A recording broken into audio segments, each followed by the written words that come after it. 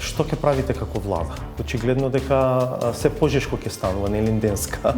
Duhet të vazhdojmë dialogun edhe të gjejmë mënyrën për rritjen e rrogave, po pa kërcënime për greva e për protesta. Што ви се следните чекори? Чекаме повик за преговори со социјалните партнери. Доколку немаме повик, доколку не седнеме на заедничка маса да го решиме проблемот радикализација.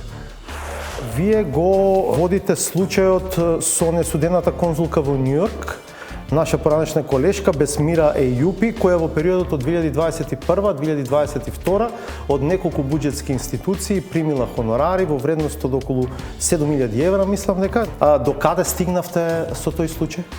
Денес пристигнаа последните документи што беа побарани, така што на прва наредна седница ќе излеземе со одлука.